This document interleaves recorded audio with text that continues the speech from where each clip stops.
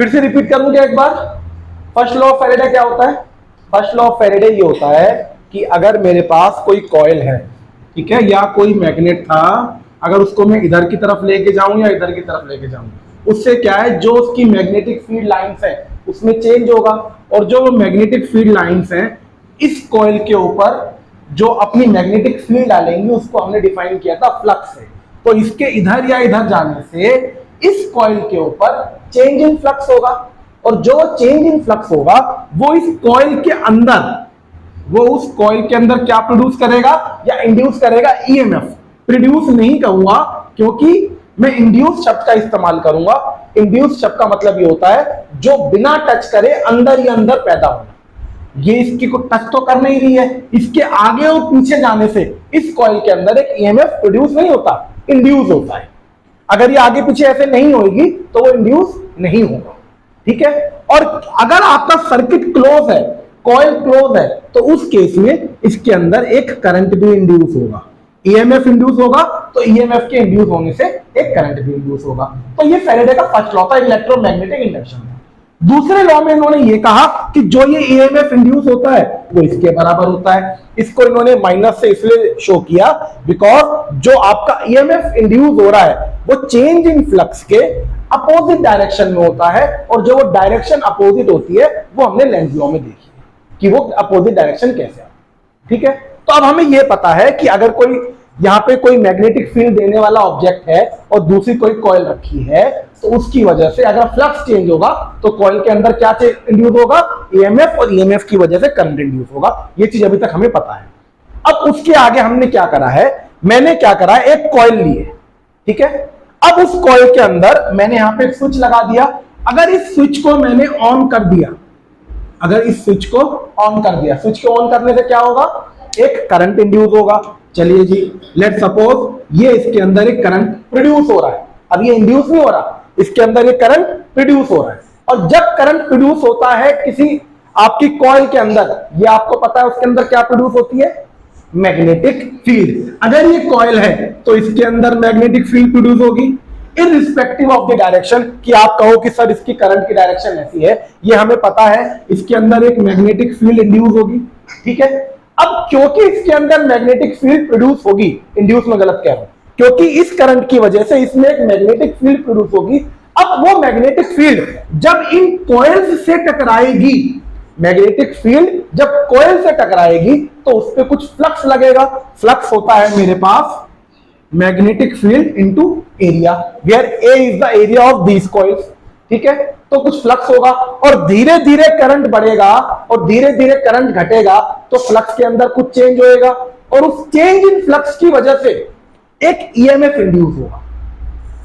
फिर से रिपीट कर रहा हूं, करंट मैंने यहां से सर्किट ऑन किया, करंट इसके अंदर फ्लो हुआ, मैग्नेटिक फील्ड प्रोड्यूस करी, उस मैग्नेटिक फील्ड की वजह से एक फ्लक्स प्रोड्यूस हुआ, उस फ्लक्स के चेंज की वजह से इस कॉइल के अंदर ईएमएफ इंड्यूस हुआ अपोजिट डायरेक्शन में, और उस ईएमएफ इंड्यूस होने की वजह से इसके अंदर, इस कॉइल के अंदर एक अपोजिट डायरेक्शन में करंट आएगा, ठीक है।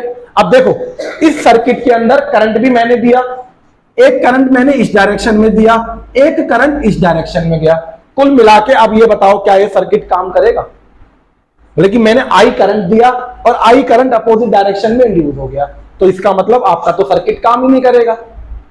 एक्चुअली में ऐसा होता है, बट ये जो काम नहीं करता है ना, बहुत ही थोड़े समय के लिए ऐसा होता है, ठीक है। ये जो सर्किट होता है, इस सर्किट को हम कहते हैं इंडक्टर, ठीक है। और जिस इंडक्टर में ये फिनोमिना होता है कि जब सेम कॉइल के अंदर आपने करंट दिया और सेम ही कॉइल के अंदर आपका करंट इंड्यूस भी हो रहा है, इस पूरे फिनोमिना को हम कहते हैं सेल्फ इंडक्टेंस। अभी तक क्या था? फ्लक्स किसी और की वजह से आ रहा था और कॉइल कहीं और थी। यहां पे मैग्नेटिक फील्ड भी इसी को दी, फ्लक्स भी चेंज इसी में हुआ और करंट भी इंड्यूस इसी में हुआ। तो इसकी वजह से ये जो हो रहा है, इस कॉइल का नाम है इंडक्टर, और इस इंडक्टर कॉइल में जब ऐसा होता है इसको हम कहते हैं सेल्फ इंडक्टेंस। सेल्फ इंडक्टेंस क्या मतलब हुआ? सेल्फ इंडक्टेंस का डेफिनेशन क्या है? देखो, when a current flow in a coil, जब किसी एक कॉइल के अंदर करंट को फ्लो करेंगे, it produces a magnetic field linked with the coil itself, मतलब कि वो एक मैग्नेटिक फील्ड प्रोड्यूस करेगी और वो अपने आप से ही लिंक होएगी। अपने आप से ही लिंक होने की वजह से उसके अंदर एक मैग्नेटिक फ्लक्स की चेंज आएगी और उसकी वजह से उसके अंदर एक ईएमएफ इंड्यूस हो जाएगा अपोजिट डायरेक्शन में, और इस फिनोमिना को हम सेल्फ इंडक्टेंस कहते हैं। बेटा देखो हमें क्या पता है, सेकंड लॉ में ये था ईएमएफ हमारा minus D phi by D T के बराबर होता है। अच्छा फाई क्या होता है? फाई होता है बेटा हमारा मैग्नेटिक फ्लक्स। मैग्नेटिक फ्लक्स होता है बी ए कॉस थीटा, ठीक है। बट अगर ये मेरा मैग्नेटिक फ्लक्स अगर मैं मैक्सिमम मान के चलूं तो ये हो जाएगा बी इंटू ए, ठीक है। अच्छा बी क्या होता है? बी होती है बेटी मेरी मैग्नेटिक फील्ड। मैग्नेटिक फील्ड एक सर्कुलर कॉइल के लिए कितनी होती है? अगर आपको याद हो magnetic field is equal to mu naught into N into I होती है, इफ यू रिमेंबर। सोलेनॉइड के लिए नहीं, अगर हमने एक सिंगल एक लूप देखा था, एक सर्कुलर लूप के सेंटर में मैग्नेटिक फील्ड कितनी होती है? वो होती है हमारी mu naught into N into I, ठीक है। ये वाली हमारी मैग्नेटिक फील्ड होती है। तो अगर मैं अपने फ्लक्स की बात करूं, magnetic flux is equal to mu naught into N into I A, तो ये मेरा फ्लक्स हो जाएगा। और अगर मैं अपने इंड्यूस्ड ईएमएफ की बात करूं, what is my induced EMF? Induced EMF is minus D by D T of magnetic flux. Magnetic flux क्या है मेरा? म्यू नॉट एन आई ए। अब देखो म्यू नॉट क्या है? एक कांस्टेंट है, एन नंबर ऑफ टर्न्स वो कांस्टेंट है, और किसी कॉइल का अपना एरिया वो भी कांस्टेंट है। तो जो कांस्टेंट की टर्म्स हैं वो एक्चुअली में आपकी डिफरेंशिएशन के बाहर आ जाएंगी। तो मैं ये कह सकता हूं कि जो मेरा इंड्यूस्ड ईएमएफ है वो किसके बराबर है? Minus of mu not N into A D by D T of I, है ना, कि जो हमारी मैग्नेटिक फील्ड है वो mu naught into N into I होता है। तो जो ये फाई है ना, ये वाला जो रिलेशन लिखा था ना, ये भी आगे बताऊंगा, ठीक है। तो जो ये मेरा फाई हो गया, ये mu naught into N into I हो गया। म्यू नॉट क्या है? कांस्टेंट है, एन क्या है? कांस्टेंट है, ए क्या है? कांस्टेंट है। तो मैं ये कह सकता हूं कि जो मेरा मैग्नेटिक फ्लक्स है वो केवल किसके ऊपर डिपेंड करता है? करंट के ऊपर, कि जैसे जैसे मेरा करंट चेंज होगा इस कॉइल के साथ लिंक होने वाला मैग्नेटिक फ्लक्स वो चेंज होगा। तो केवल फ्लक्स को चेंज करने के पीछे कारण कौन है? करंट। और अब क्योंकि ये एक डायरेक्टली प्रोपोर्शनल का साइन है, इस डायरेक्टली प्रोपोर्शनल के साइन को हटाने के लिए मैंने एल का इस्तेमाल किया, where L is nothing but constant of self inductance, और L is equal to phi B upon I, ठीक है। तो ये मेरी सेल्फ इंडक्टेंस की एक डेफिनेशन भी हो गई। क्या डेफिनेशन हो गई? कि अगर इस करंट की वैल्यू 1 एम्पियर हो जाएगी, अगर इस करंट की वैल्यू 1 एम्पियर हो जाएगी तो सेल्फ इंडक्टेंस मेरा किसके बराबर हो जाएगा? मैग्नेटिक फ्लक्स के बराबर। लिख लीजिए, इनको काटना मत, आगे भी इस्तेमाल होगा, ये गलत नहीं है, ये मैंने आगे वाली चीज बता दी थी। लिखिए, if the current is 1 ampere, if the current is 1 ampere, then the flux produced will be equal to the constant. if the केवल एक कंडीशन जब है जब तुम्हारा करंट 1 एम्पियर के बराबर हो जाएगा, उस केस में जो सेल्फ इंडक्टेंस का कांस्टेंट है वो मैग्नेटिक फ्लक्स के बराबर हो जाएगा, ठीक है। केवल किस केस में? जब करंट आपका 1 एम्पियर के बराबर होगा। लिखिए, L is the constant of self-inductance. L is the constant of self-inductance or only self-inductance, or only self-inductance. लिखिए, this self-inductance depends upon the construction of the coil. L depends upon the construction of the coil. अब ये construction of the coil से Mac बेटा क्या मतलब है? जो ये सेल्फ इंडक्टेंस है ये केवल कॉइल की कंस्ट्रक्शन के ऊपर डिपेंड करती है। कंस्ट्रक्शन से बेटा आप क्या मतलब समझते हो? मतलब कि जो कॉइल है वो कैसी बनी है। एल को इस बात से, जो ये कांस्टेंट है, केवल इस कांस्टेंट को इस बात से कोई मतलब नहीं है कि सर्किट में क्या हो रहा है, बट इसको किस चीज से मतलब है? इसको इन 3 चीजों से मतलब है। ये क्या है? आपकी कॉइल का एरिया कैसा हो, कॉइल में नंबर ऑफ टर्न्स कितने हैं, आपके कॉइल में, या जो भी, ये भी तो एक कांस्टेंट है, तो इसको केवल इस बात से मतलब है कि जो कॉइल बनी है उसका कंस्ट्रक्शन कैसा है, उसकी ज्योमेट्री कैसी है। अगर आपको याद हो, हमने कैपेसिटेंस की बात करी थी। कैपेसिटेंस क्या होती है? Q is equal to C V, C is equal to Q upon V, ये हमने बात करी थी। ये कैपेसिटेंस होती है। बट अगर मैंने मार्केट से एक कैपेसिटर खरीद लिया, उस कैपेसिटर की अगर मैंने वोल्टेज चेंज करी, क्या उसकी कैपेसिटेंस चेंज होगी? नहीं होती है। जो उसकी कैपेसिटेंस है, ना तो वो चार्ज के ऊपर डिपेंड करती, ना वो पोटेंशियल के ऊपर डिपेंड करती। कैपेसिटेंस डिपेंड करती है epsilon naught A upon D.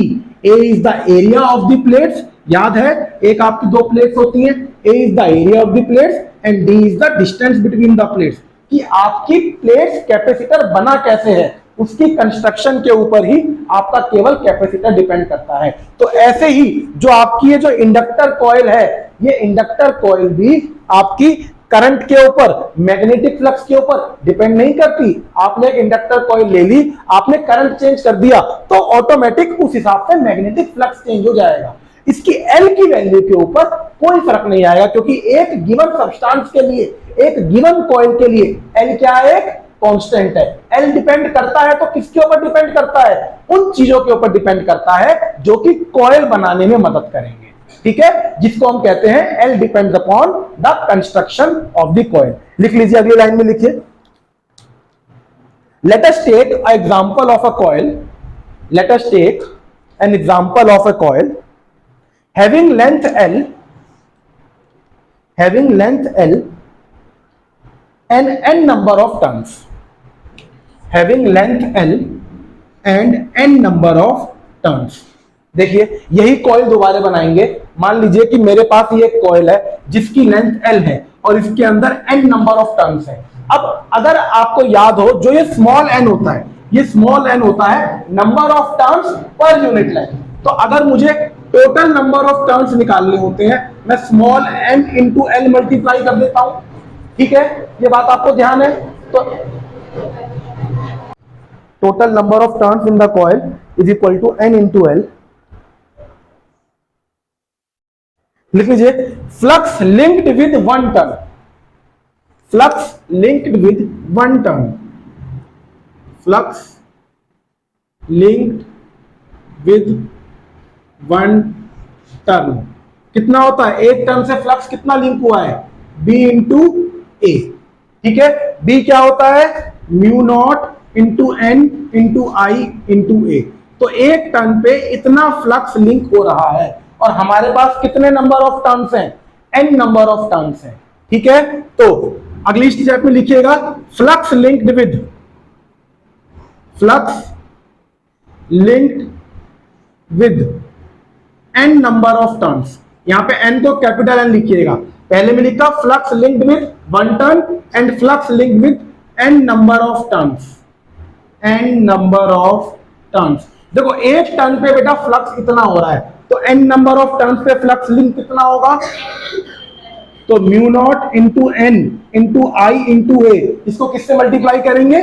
Capital N से मल्टीप्लाई करेंगे, और ये हो जाएगा mu naught into N into I into A. और कैपिटल N क्या है मेरा? Small n into L. तो flux linked with this complete coil, इस कंप्लीट कॉइल से लिंक होने वाला फ्लक्स कितना हो जाएगा? वो हो जाएगा mu not N square I A L. ये बेटा मेरे पास किसकी वैल्यू आ गई? इस पूरी कॉइल पे कितना फ्लक्स मेरा लिंक हो रहा है। ठीक है, इसको नोट डाउन करो। अब आप इस पे ध्यान से देखिए कि जो फ्लक्स है वो किस किस चीज के ऊपर डिपेंड कर रहा है। यहां देखिए, फ्लक्स बेटा मेरा डिपेंड कर रहा है म्यू नॉट के ऊपर। म्यू नॉट क्या है? एक कांस्टेंट। फ्लक्स मेरा डिपेंड कर रहा है किसके ऊपर? एन स्क्वायर के ऊपर। एन स्क्वायर क्या है? Number of turns. वो भी एक गिवन कॉइल में कांस्टेंट है। अगर मैं एक कॉइल बनाऊं, मेरी मर्जी है ना कि उसमें मैं 10 नंबर ऑफ टर्न डालूं, 20 डालूं, 1 डालूं, 2 डालूं। तो अगर ये एन की वैल्यू चेंज होगी तो किसकी वैल्यू चेंज होगी? एल की वैल्यू चेंज होगी, क्योंकि जो ये एल है ये डिपेंड करता है इसी के ऊपर। अभी आएंगे इसके ऊपर। आई क्या है? ये आपकी वेरिएबल क्वांटिटी है, इसको कांस्टेंट नहीं मान रहे हैं। ए क्या है? ये जो आपने कॉइल बनाई है इसका एरिया जो कि पाई आर स्क्वायर होगा। और एल क्या है? इसकी कंप्लीट लेंथ, कि आपने इसकी लेंथ कितनी रखी है। तो ये क्या आ गया मेरे पास? फ्लक्स। अच्छा, तो ये मैग्नेटिक फ्लक्स, और जो ये मैग्नेटिक फ्लक्स है ये किसके बराबर है, एल इंटू आई के बराबर है, तो मैं लिख सकता हूं this phi B mu not N square I A L is equal to L into I से आई कैंसिल आउट हो गया, तो एल किसके ऊपर डिपेंड कर रहा है, mu not N square A into L, where this small L is the length of the conductor and this capital L is the constant of self inductance and this shows that कि L depend upon the construction of the coil, और ये और किसी चीज के ऊपर depend नहीं करता। सेम उसी तरह एक कैपेसिटर की तरह जो कि केवल और केवल उसके एरिया के ऊपर, उसके प्लेस के डिस्टेंस के ऊपर डिपेंड करता था। ठीक है, लिख लीजिए फ्लक्स, इस इक्वेशन के बाद flux totally depends upon the construction of the coil. Flux totally depends upon the construction of the coil. For a given inductor coil,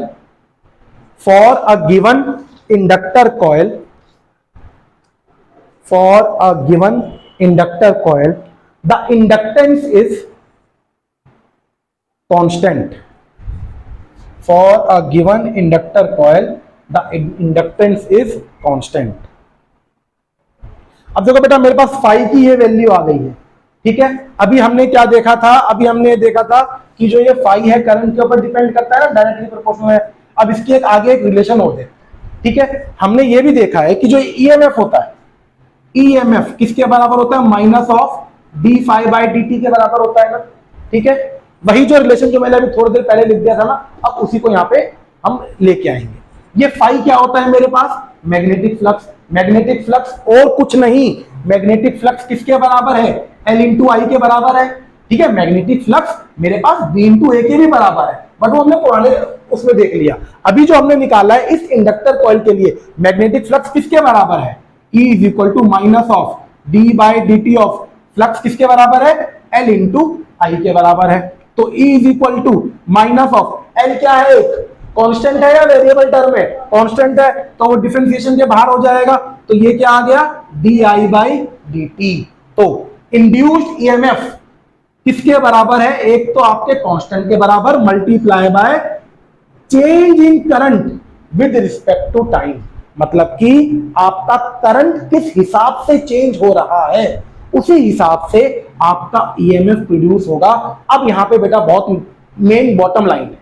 bottom line क्या है, हमने यहां पे इसको करंट दिया, मैंने इसका पहले जब स्विच ऑफ था, इसका स्विच ऑफ था तो करंट की वैल्यू कितनी थी, 0, और जब मैंने स्विच इसका ऑन कर दिया तो इसकी करंट की वैल्यू मान लो कि 5 एम्पियर हो गई।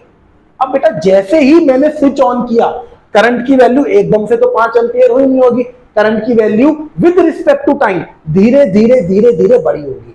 तो जब इस सर्किट के अंदर धीरे धीरे धीरे धीरे करंट बड़ा होगा, आई रिपीट, जब इस सर्किट के अंदर धीरे धीरे करंट बड़ा होगा तो इस कॉइल के ऊपर लिंक होने वाला फ्लक्स उसी समय चेंज हुआ होगा, और जब उस समय फ्लक्स चेंज हुआ होगा तभी उसकी अपोजिट डायरेक्शन में एक ईएमएफ इंड्यूस हुआ होगा। तो यही बात ये कह रहा है, इस कॉइल के अंदर जो ईएमएफ इंड्यूस हुआ है वो और कुछ नहीं, वो change in current with respect to time, जो कि आपका करंट टाइम के हिसाब से चेंज हो रहा है, केवल उसी हिसाब से आपका ईएमएफ इंड्यूस हो रहा है। अगर ये D I by D T की वैल्यू ज्यादा है तो ईएमएफ इंड्यूस ज्यादा होगा, और अगर ये D I by D T की वैल्यू कम है तो इंड्यूस होने वाला ईएमएफ कम होगा, ठीक है।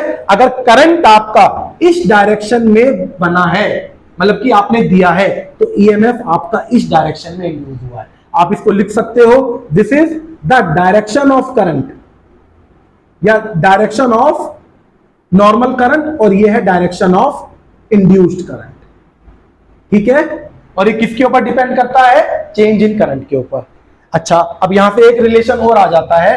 अगर जैसे कि मैंने यहां पे आपको बताया था कि इंडक्टेंस की डेफिनेशन क्या है, अगर आपने करंट को 1 एम्पियर मान लिया तो inductance is nothing but the magnetic flux. अब यहां से भी आप इंडक्टेंस की एक डेफिनेशन और निकाल सकते हो। क्या डेफिनेशन, अगर मैं एल को यहीं पे छोड़ दूं, L is equal to E D I by D T, इसको मैं ऐसा लिख सकता हूं, अगर change in current with respect to time 1 ampere per second है, ये देखो, अगर change in current with respect to time 1 ampere per second है तो उस केस में आपकी सेल्फ इंडक्टेंस केवल और केवल ईएमएफ के बराबर हो जाएगी। ठीक है, अगर change in current with respect to time किसके बराबर 1 एम्पियर पर सेकंड हो जाएगी, तो ये आपकी सेल्फ इंडक्टेंस के बराबर हो जाएगी। क्या? Induced EMF. इंड्यूस्ड ईएमएफ कब होएगा? जब आपने सर्किट के अंदर करंट को पास किया होगा।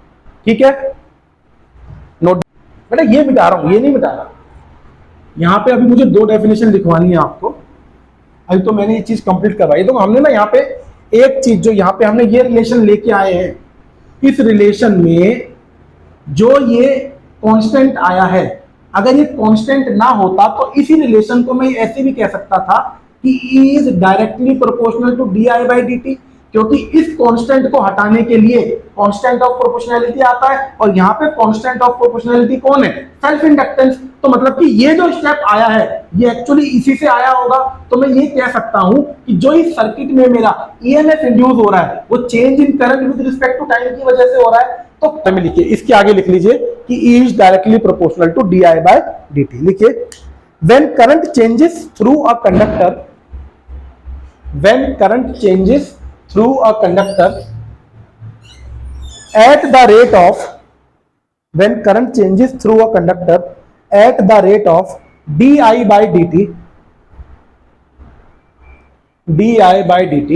then magnetic flux also changes, then magnetic flux also changes। देखो यहीं से आ रहे हैं, जब करंट आपका चेंज हो रहा है, करंट चेंज होने की वजह से आपका क्या चेंज हो रहा है? Magnetic flux. तो यहीं से तो ये चीज आई है, करंट चेंज हो रहा है, उसके पीछे कारण क्या है? मैग्नेटिक फ्लक्स चेंज हो रहा है। ठीक है, देखिए, when current changes through a conductor at the rate of di by dt, then magnetic flux also changes, and due to this change, an EMF is induced, and due to this change an EMF is induced in the opposite direction of the coil, an EMF is induced in the opposite direction of the coil। ठीक है, अगला लिखिए, define inductance. Define inductance. Inductance क्या होती है? ये है आपकी इंडक्टेंस। लिखिए, inductance is that amount of EMF, inductance is that amount of EMF induced in the coil. ये वो ईएमएफ है जो इस कॉइल के अंदर इंड्यूस हुआ है। इंडक्टेंस क्या है? वो ईएमएफ है, क्योंकि ई क्या है? ई वो ईएमएफ है जो आपने दिया नहीं है, जो अपोजिट डायरेक्शन में इंड्यूस हुआ है। Inductance is that amount of EMF induced in the coil when the rate of change of current is 1 ampere per second, of current is 1 ampere per second। लिख लीजिए अगली line, the inductance of a coil may be small or may be large। How? किसी एक coil की जो inductance है छोटी भी हो सकती है, बड़ी भी हो सकती है। कैसे? दिमाग लगाओ थोड़ा सा।